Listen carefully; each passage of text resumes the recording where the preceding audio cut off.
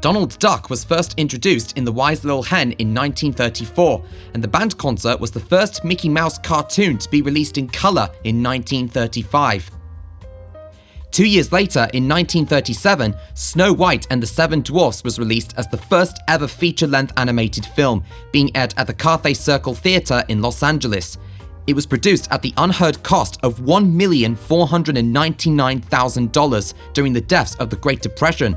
The film is still seen as one of the greatest feats and monuments of the motion picture industry. 1940 was a very busy year for the company, who had a lot of milestones, with the release of Pinocchio, followed by Walt Disney Productions issuing its first shares available on the stock market. The Disney studio then moved to Burbank, and they released Fantasia after the big move.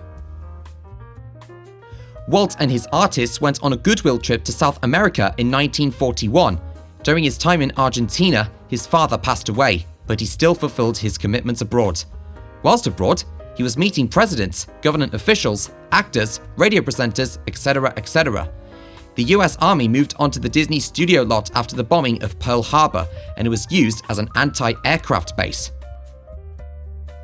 In 1943, De Fuhre's Face was released and won an Academy Award.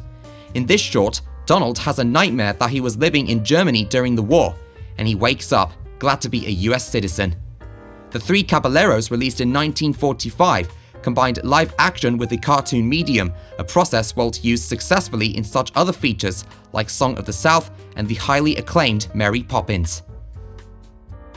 Song of the South was released in 1946. This film and its songs provided the inspiration for the Splash Mountain log flume ride, and Seal Island, the first true life adventure, was released 2 years later. In October 1949, the Walt Disney Music Company was formed. This company was affiliated with BMI Records. The first songs they published were for Cinderella in 1950.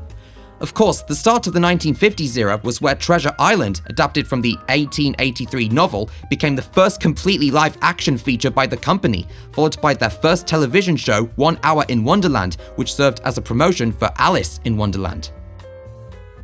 In December 16, 1952, Walt Disney founded WED Enterprises, an engineering division to help design Disneyland, putting it in production. Walt Disney planned Peter Pan in 1935, but he wasn't brought to life until 1953, followed by the release of the first People and Places film, The Alaskan Eskimo and the Living Desert, which was the first film distributed by the new Buena Vista Distribution Company. In late 1954, they had their first airing of the Disneyland TV show, where Davy Crockett told his own story, and 20,000 Leagues Under the Sea was then released. Jack Rather struck a deal with Walt Disney, under the title of Rather Corp, to build and run the Disneyland Hotel on Disney's property. Disneyland officially opened on July 17, 1955, with a $17 million Magic Kingdom, which soon increased its investment tenfold and entertained, and the Mickey Mouse Club TV series had its first program. Before all of this, Walt, intrigued by amusement parks, took his 2 daughters to zoos and carnivals. But he spent most of his time sitting on a bench whilst they rode on rides and had all the fun to themselves.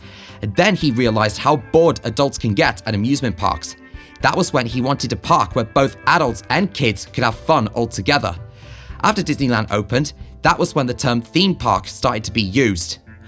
Walt said that Disneyland would never be completed as long as there was a little imagination left in the world. On its opening day, it opened only to invited guests and the media before opening to the public the following morning. A part of the park is Fantasyland, with a new version being built later in May 1983. The aim was to make every guest feel at home with pleasant memories of the classic animated tales. In Part 3, we will begin to embrace Walt's final years, from his plans for Walt Disney World to his passing, as well as Mickey celebrating his 50th anniversary.